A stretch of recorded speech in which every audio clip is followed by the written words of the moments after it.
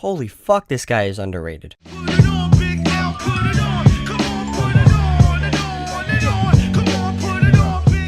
My first introduction to YU was his collaboration with producer Slimcast78 called the 1978ers. The shit is dope. Go listen to it right now. Click off the video and go get lost in their music. Now you either didn't or you're back, so let's continue. The 1978ers was my first introduction to his music. Slim Cat produced the beats and YU provided vocals. YU's lyrics were hard-hitting and his flow was dizzying. It changed enough to keep you interested but was grounded enough to not be a turnoff. But there was a problem. This was the only album by them, and I needed more, but didn't find it for several months until I was looking them up to find their record on vinyl. I just remember seeing the name YU. After finding out where to find their album on vinyl, at Walmart of course, I was going through their top songs on iTunes and scrolled to the very bottom. It was this guy named YU featuring the 1978ers in his songs. So obviously I had to listen to all the songs featuring them. I eventually got around to visiting the dude's section on iTunes and saw a familiar face, and immediately my brain started calculating. But he does jazz now.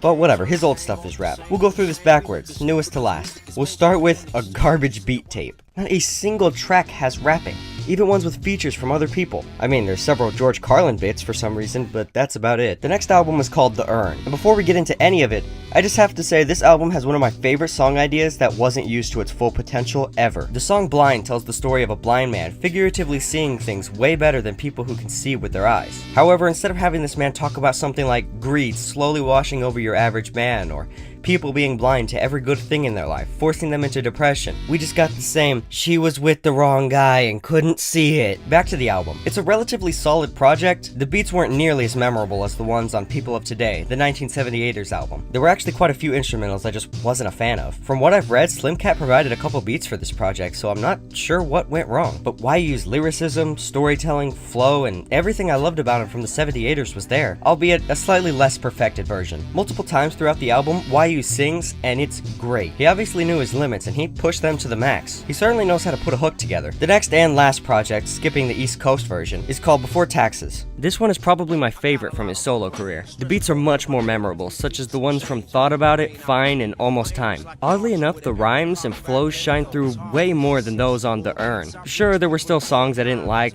Breakdown and... no, that's it. And the rest of the album is filled with classics. You really do have to check it out for yourself. It's much better than hearing me talk about it. Anyway, I hope you enjoyed this video, and I'll catch you guys next time.